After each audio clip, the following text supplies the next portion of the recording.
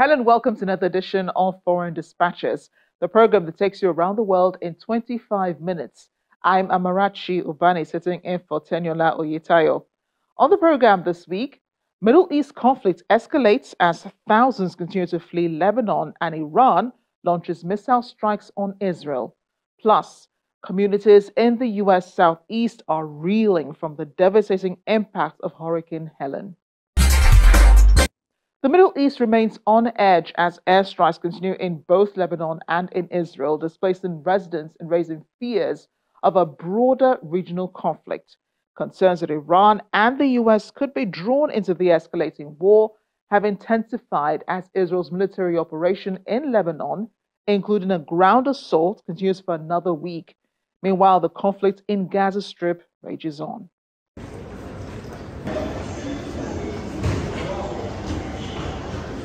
Passengers stand in long queues with their luggage at Beirut Rafik Hariri International Airport, ready to depart from Lebanon through Lebanese Middle East Airlines, the only airlines operating on Wednesday. Many travelers struggle to secure flight tickets departing from the country, as airlines have suspended flights to the region or are avoiding use of affected airspace amidst major escalations in the region. Horrible. Fine. It was fine. But witnessed a lot of stuff that I would have loved to not have. In airports around the world, evacuees also speak of their experience fleeing the country. The situation in Beirut is very bad. They are bombarding a lot without taking into consideration the people. So it's like everywhere. And I decided to come because I have a son of 3 years and I don't want him to be afraid. And we decided to come to Madrid. They bombed Beirut, in the heart of Beirut, next to my aunt's building. Every day you have to wake up, make sure your friends, your family are okay. You tend to worry about a lot of things. The situation is not being so well lately, as everyone in the world knows. There are some areas that are safer, like my area is safe up till now, but because we don't want to live this stress and all these things going around, and we don't know what will happen after that, so I prefer to come to Istanbul, stay for a while, watch what will happen, and then hopefully we go back soon to Lebanon. When I left my house, it's all right. Then you get to Beirut on my way to the airport. There is about maybe 500-meter line where people are just sleeping on the street, from on the grass, on the sidewalk, in front of the mosque, everywhere they're sleeping on the street. And then you get to the airport. The airport seems a bit in a disarray, so they organize a lot of traffic. While some governments are now organizing charter flights, others have advised citizens still in Lebanon to take commercial ones out of Beirut.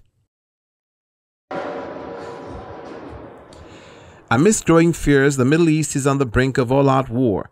Iran on Tuesday launched hundreds of missiles towards Israel, with at least some striking Israeli territory. It is the second attack by Iran this year, after it fired hundreds of missiles and drones at Israel in April. Iran says the attacks were in response to Israel's killing of one of its top commanders and leaders of Iran-backed militia. Israel's international allies have condemned the missile barrage, which forced millions of civilians into bomb shelters across the nation. Today, Iran launched approximately 200 ballistic missiles at Israel in a reckless and brazen attack. I condemn this attack unequivocally. I'm clear-eyed. Iran is a destabilizing, dangerous force in the Middle East, and today's attack on Israel only further demonstrates that fact. As I have said, I will always ensure Israel has the ability to defend itself against Iran and Iran-backed terrorist militias. My commitment to the security of Israel is unwavering.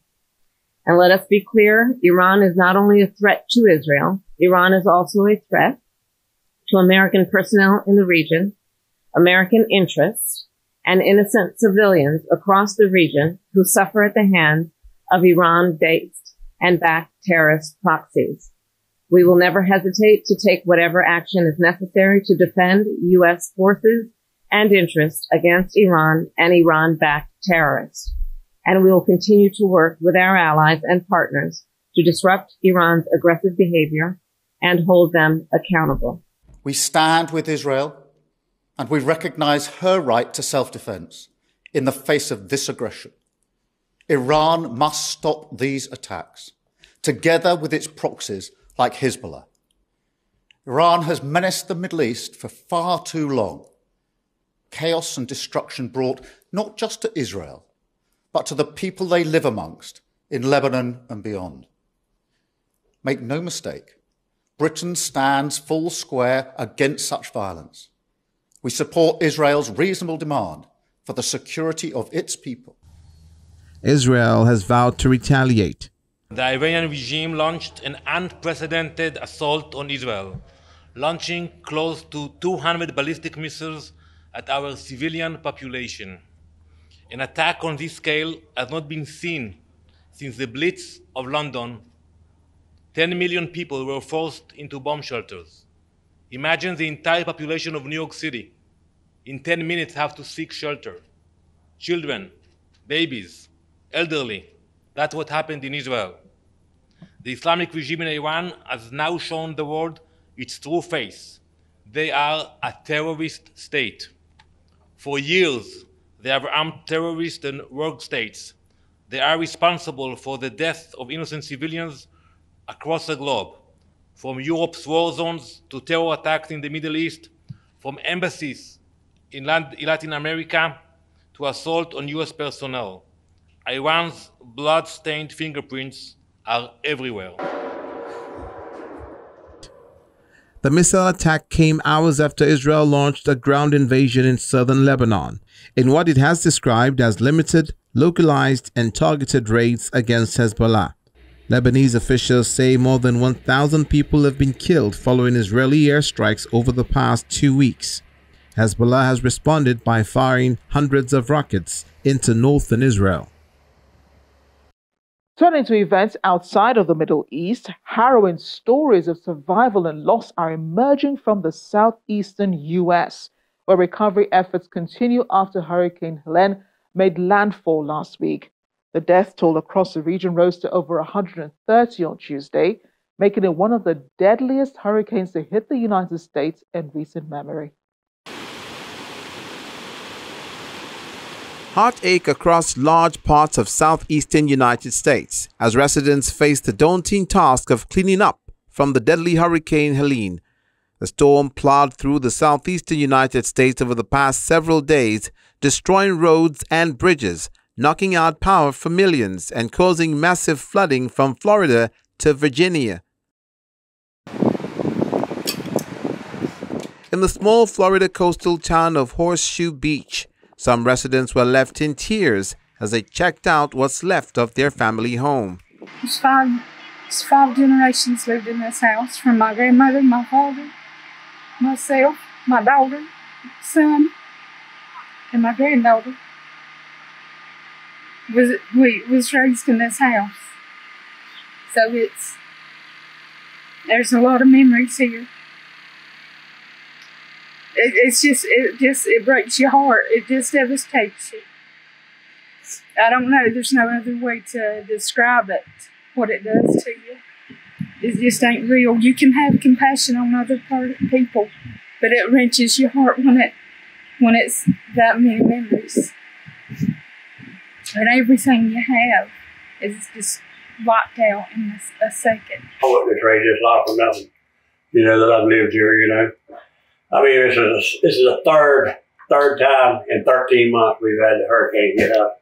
So, but I took my first step right here in this yard. It used to be a lot bigger house and all here, but it's just over the years, I'm the fourth generation to be in this house right on this piece of property here. But that's all I've ever done, commercial fish, Like I say, I got a crab boat, I got traps and stuff like that. I got my boats out, all my traps is out of the water, so I'm good on that. I'm just trying to get all this taken care of now, figure out a place to live, but I've already been blessed with an opportunity for a place to live, so we're good. Some of the worst downpours hit western North Carolina, and residents near the Lake Lure Dam were amongst those at risk. In Flat Rock, North Carolina, there were widespread blackouts, and people waited hours in line for gas after the storm caused disruptions to fuel supplies. We've been sitting in line since 6 o'clock this morning, and it was 9:30 that I checked whenever she asked me what time we were getting gas, and so it's been a struggle because even earlier we had somebody sitting in line blocking our fuel truck, and all we were trying to do was get him to move out of the way so we could get our fuel and get more people the gas so everybody else can either get traveling where they need to be or just out and about so we can have fuel for ourselves, because we're not going to have power for about 2 weeks for some people. When you can't get gasoline, you can't go anywhere. You can't go buy nothing. Of course, there's nothing open right now, but it all depends on these gas stations. You're not going to be able to go nowhere. And it's just a scary feeling. Over 100 people have been confirmed dead, with officials afraid more bodies will be discovered. With cell phone towers down across the region, on Monday, hundreds of people had yet to make contact with loved ones and were listed as unaccounted for. I'll just say on the death count you asked about. So the current data we have is that it looks like there could be as many as 600 lost lives. But we don't have any confirmation of that. We know there are 600 who are either lost or unaccounted for. And so that work is ongoing. I'll caution you, because we've seen this before, those numbers vary widely. There's a lot of reporting that doesn't add up about the numbers. And so while we may see the numbers go up as we get to more locations that have not yet been fully developed in terms of disaster, immediate emergency response operations, we may see more people who unfortunately perished. But we may also not see the numbers skyrocket as people have predicted they might. So I would just urge you to wait until we have the facts, and we'll report them to you as we have them. North Carolina Governor Roy Cooper called the storm a devastating catastrophe of historic proportions, and said research and rescue teams from 19 states and the U.S. government had converged on the state. This has been an unprecedented storm that has hit western North Carolina.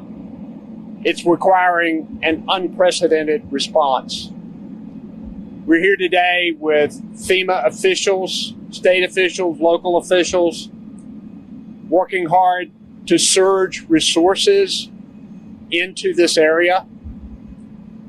There are 92 rescue teams out working, doing search and rescue right now. Power outages have been reduced to about 415,000. Progress is being made on increasing cellular service. And we're dealing with a situation that is unlike anybody's ever seen in western North Carolina. Is a historic storm with catastrophic impacts across many communities. But I want the people of North Carolina to know that we have the resources here in North Carolina to help with this response, to begin the recovery. We will continue to send additional resources in. President Joe Biden called the storm's devastation overwhelming and directed the emergency officials to focus on speeding up support to storm survivors and send additional search and rescue teams. Damage from the hurricane stretches across at least 10 states. Winds over 120 miles an hour in some places. Storm surges up to 15 feet and record flooding.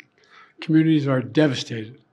Loved ones waiting, not sure if their loved ones are okay, and they can't contact them because there's no cell phone connections. Many more folks displaced with no idea when they'll be able to be returned to the home, if ever, if there's a home to return to. So we're keeping them all in our prayers, and all the lives lost, and those particularly unaccounted for. There's nothing like wondering, is my husband, wife, son, daughter, mother, father alive? And many more who remain without electricity, water, food, and communications.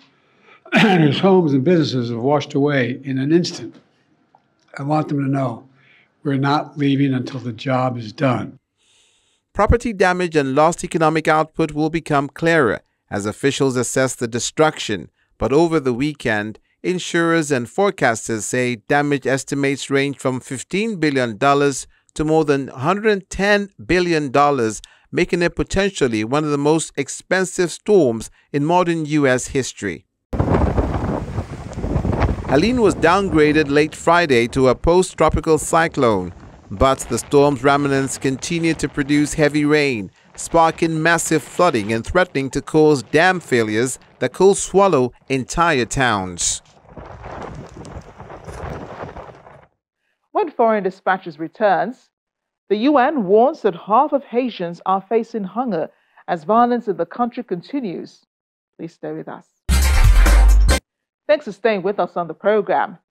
Haiti has hit another grim milestone with half of its population now facing acute hunger, according to the latest Integrated Food Security Phase Classification, IPC analysis. Gangs now control about 80% of the capital Port-au-Prince, and critical routes to the north and south, severely disrupting the flow of goods and humanitarian aid. In Port-au-Prince, more than 5,500 people displaced by gang violence and insecurity have taken refuge at this school. Mothers and children here recently underwent nutrition testing, revealing alarming signs of malnutrition.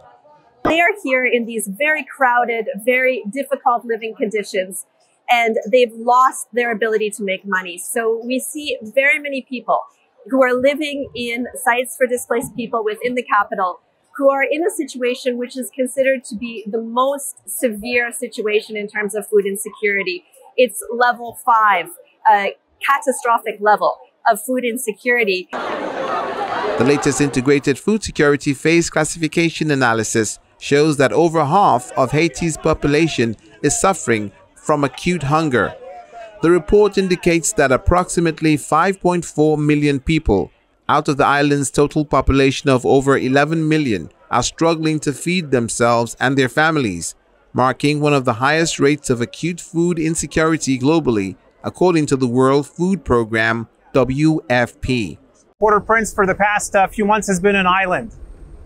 So it's really important for WFP and other humanitarians to be able to bring supplies into the city to run essential programs. So the essential services that people rely on, be it healthcare, water and sanitation, food, they require the free movement of goods and people. And right now we just haven't had that. So what we're doing with this flight is reopening that door and ensuring that vital supplies come in to allow these essential services to function. Without food security, we will go into continuously being in that cycle of crisis, poverty, and the cycle will continue. And I don't see food security being given the same importance as let's say security sector. You know, there's a lot of money going into the security sector, but I believe if we could put a lot more of that as well in the social sector, particularly food and nutrition security, you know, this will also help, you know, even tackling the future generation.